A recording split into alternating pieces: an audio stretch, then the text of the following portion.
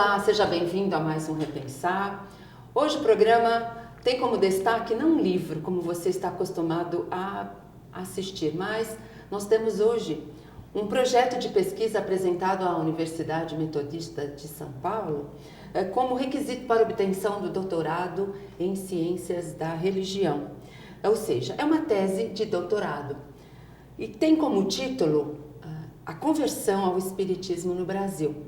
Os fatores motivacionais da migração religiosa para o espiritismo no Brasil. E quem está conosco para comentar o seu trabalho é José do Carmo Rodrigues. Seja muito bem-vindo, Rodrigues. É um prazer tê-lo aqui conosco. Muito obrigado, Zilda. Meus cumprimentos a todos os seus telespectadores.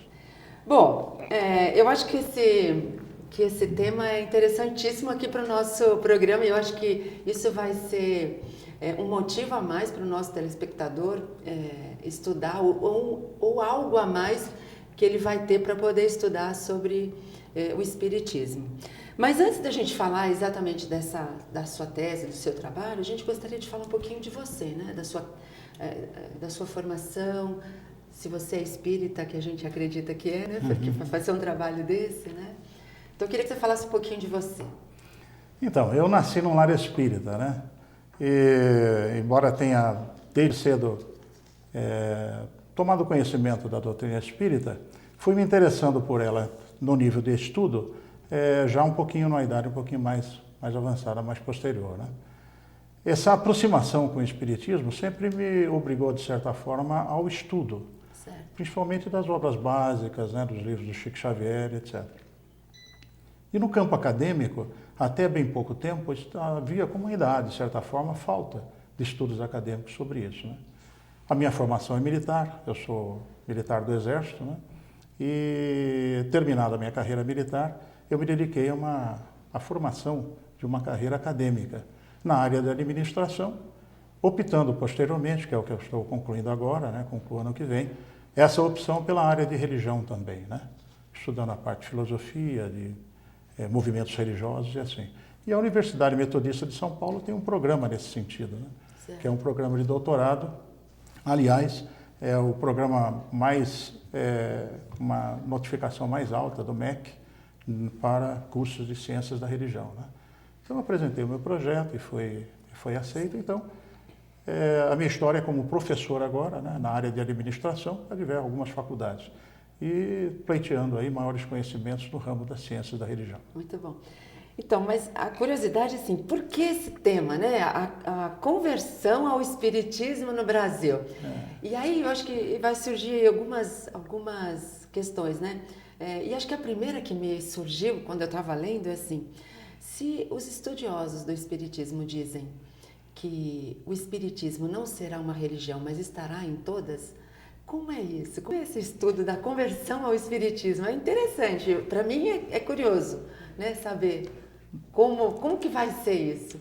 Então, pois quando eu terminei o meu mestrado, em 2006 para 2007, eu queria direcionar o meu estudo para aquilo que eu sempre gostei, que era de filosofia, educação e religião, né?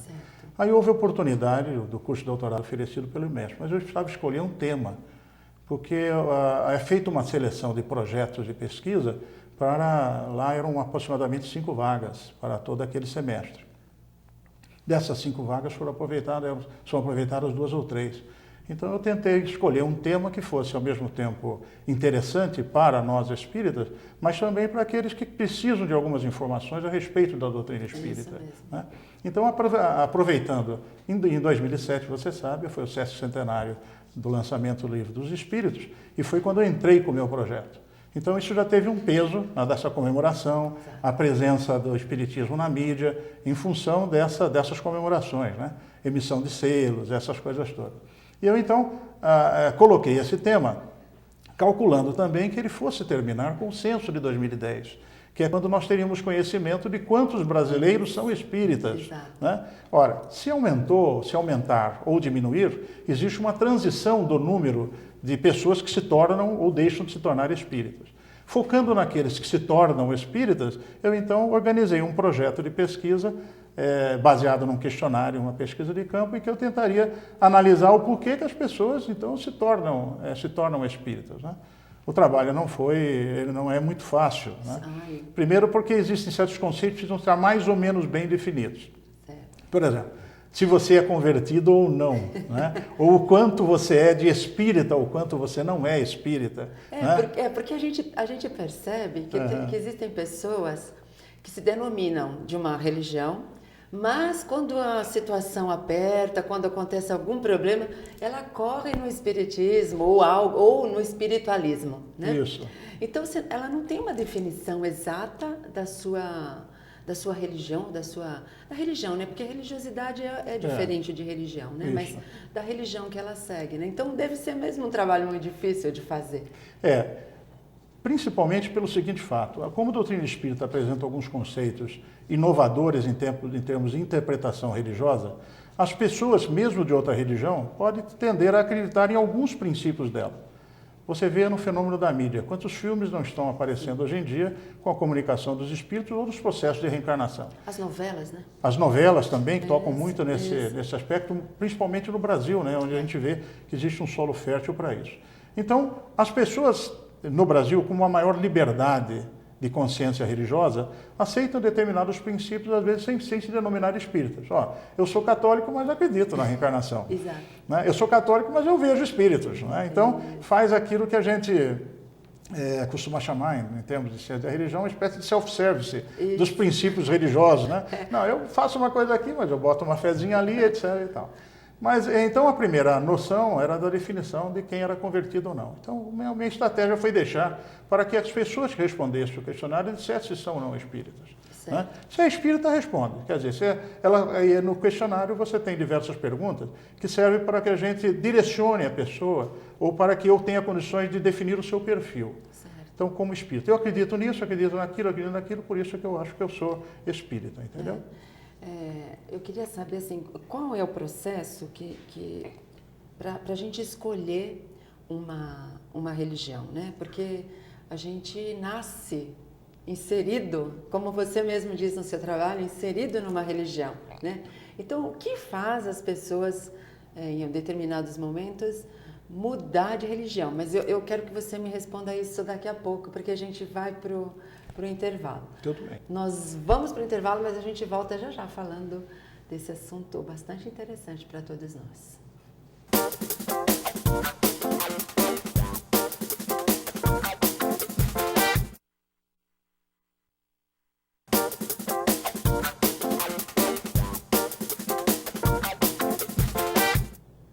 Estamos de volta com o Repensar. Hoje nós estamos conversando com José do Carmo Rodrigues sobre o seu trabalho e tese de doutorado, que tem como título A Conversão ao Espiritismo no Brasil. Bom, Rodrigues, é o seguinte, a gente deixou aqui uma questão para você, né? Como que é esse processo de escolha da religião, né? Porque a gente realmente nasce, né? Todos nós, quando nascemos, temos a nossa família já tem uma religião, ou se não atua efetivamente não é praticante, mas tem uma crença, enfim. Como é que a gente muda isso? Por quê? Né? Isso é o que você fala aqui para nós, né? Acho que de início é importante a gente considerar o seguinte: quando você faz um trabalho acadêmico, você precisa vincular aquilo que você está declarando a uma série de limitações que o mundo acadêmico impõe para tornar válido o seu trabalho. Então, se eu disser, por exemplo, que uma coisa que eu acredito, e a maioria dos espíritas acredita também, de que quando nós nos tornamos espíritas nessa reencarnação, isso obedece a uma antecipada programação feita no plano espiritual. Sim. Mas é difícil colocar uma coisa como essa num trabalho acadêmico. Verdade. Então, procurando fatores mais próximos da vivência do espírito encarnado, e aí sim eu tenho condições de colocar isso dentro do trabalho acadêmico. Então, o que faz as pessoas terem uma religião inicialmente? Os estudos ou os estudiosos chegam à conclusão de que existe algo dentro da consciência humana, seja essa ou da alma humana, como queremos chamar, que puxa alguma coisa transcendental. Não é? Quando o ser humano olha para dentro de si mesmo, ele não vendo o exterior que é materializado, ele só vê os seus sentimentos, e aí questiona os seus porquês, e aí procura em algum lugar a resposta para o seu destino, para essas coisas todas. E aí, então, cada um opta por uma explicação que lhe pareça lógica ou convincente. Né? Então, aqueles que transitam, aqueles que estão trabalhando dentro de uma religião, principalmente no mundo de hoje, tem janelas abertas para diversas outras opções e enxergam nelas essas opções de resposta, né? Eu elenco na minha pesquisa perto de 18 itens que poderiam ser fatores motivacionais da busca pelo espiritismo, né? As pessoas se aproximam, às vezes, do espiritismo porque estão no ambiente familiar, né? Às vezes é no ambiente familiar em que nasce, às vezes no ambiente familiar predominante, né? É um ramo da família que não é espírita, mas por muita convivência com o primo, enfim, aí acaba indo para o centro espírita e acaba ficando, certo, né? é verdade. Outros passam por fenômenos dolorosos, em que a experiência do sofrimento os faz se aproximar de alguma coisa que para eles explique melhor as causas do sofrimento, os motivos pelos quais ela tem que ter resignação com aquilo, né? E esse entendimento às vezes a satisfaz, né? Outros ainda se aproximam maravilhados pela literatura espírita, que hoje em dia está bastante profusa.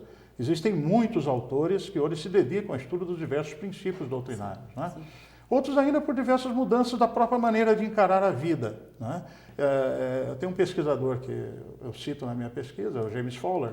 Ele é é professor nos Estados Unidos e ele cita que durante as diversas fases etárias de uma pessoa, ela passa por estágios de fé. Aliás, o livro dele se chama Os Estágios da Fé.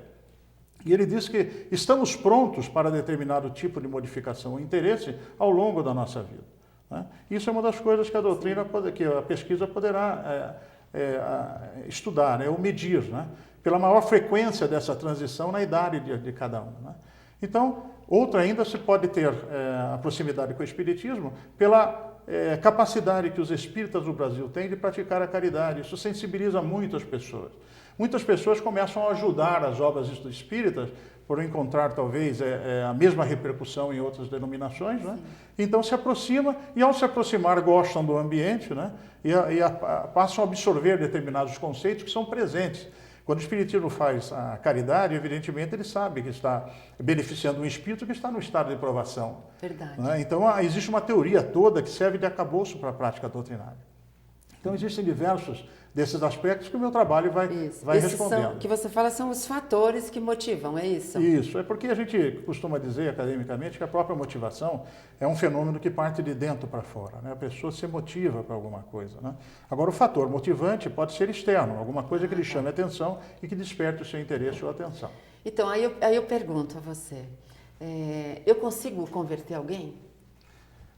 Porque as pessoas não tem essa máxima, né? Que as pessoas ninguém vai conseguir me converter. E eu não consigo converter ninguém. As pessoas elas têm que partir de dentro. Mas se tem um fator que vem de fora, será que eu consigo? Não que eu queira, mas porque tem isso, né? As pessoas têm uma preocupação de não quererem ser convertidas, né? Mas eu acho que aqui nesse trabalho mostra bem que o interessante é que a gente conheça tudo sem o preconceito de estar sendo convertido, né? Eu acho que o seu trabalho mostra isso, porque estuda, né, um processo que o ser humano vive naturalmente. Veja bem, é que nós estamos no Brasil, e o Brasil tem uma concepção bastante democrática quanto à liberdade de pensamento. Sim. Pelo menos dentro desse contexto que a gente conhece. Mas existem, evidentemente, muitos povos no mundo que só existe para eles uma única opção. Certo. E essa única opção, ela é excludente das demais, absolutamente excludente das demais. A ponto de você enxergar outra coisa ou tentar se aproximar de outra coisa, você perde completamente o mundo em que você vive. Certo. Isso era mais comum antigamente, mas ainda costuma ser comum em muitas áreas da humanidade. Então, eu posso converter alguém, eu posso converter alguém. Existem diversos processos para você fazer as pessoas mudarem de opinião, né? Agora, eu acho que o fator da aproximação voluntária é muito forte nesse processo.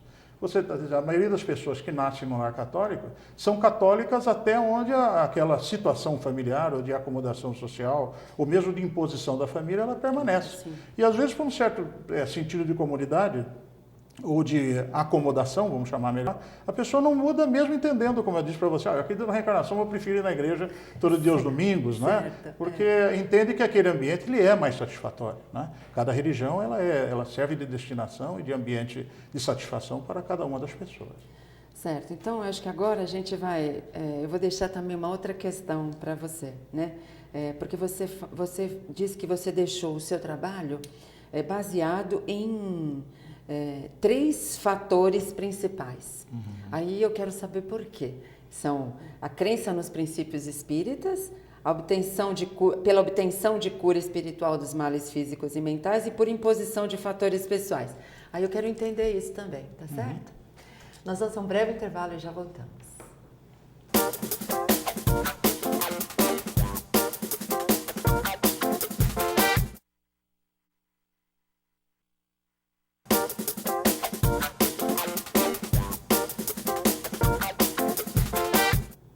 Estamos de volta com o Repensar. Hoje nós estamos falando sobre uma tese de doutorado em Ciências da Religião, que tem como título A Conversão ao Espiritismo no Brasil. E quem está falando sobre esse trabalho é José do Carmo Rodrigues, o seu autor. Bom, Rodrigues, aquela questão que eu deixei para você. Você escolheu 3 fatores que você considerou interessantes, importantes para esse processo do seu trabalho, né? Eu queria entender por que esses 3, né? A crença nos princípios espíritas, pela obtenção da cura espiritual dos males físicos ou mentais e por imposição de fatores pessoais, né? Que inclui aí uma mudança na maneira de pensar, enfim. Por que esses 3, né? Primeiramente, como é uma pesquisa que verifica mudanças de pessoas que vieram de outras religiões para o Espiritismo, evidentemente eu tenho que estudar a maior frequência de casos em que essas pessoas entraram em contato com o Espiritismo. Certo. Né? Isso, desde um certo tempo, a maioria das pessoas toma conhecimento do Espiritismo através de fenômenos de médiuns famosos, né? Principalmente na área de cura, que emociona bastante as pessoas. Esse é um ponto bastante forte. Forte, não é? A outra coisa é que a literatura espírita tem se tornado tão presente, né, na vida do brasileiro, né? Você vê as pessoas lendo os romances variados de diversos autores, né, e ali tomando conhecimento de diversos princípios.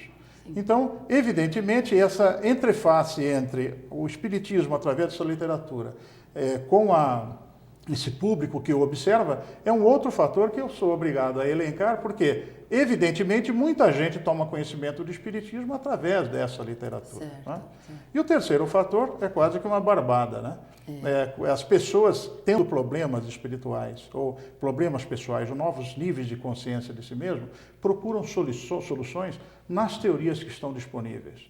E uma das teorias que hoje parece convencer razoavelmente bem é a teoria espírita, né? Tanto o problema do sofrimento que aflige muitas pessoas, como o próprio porquê da vida, o destino das pessoas e assim por diante. Então, acho que esse foco nos 3, embora eu tenha lá 18, como você viu, né?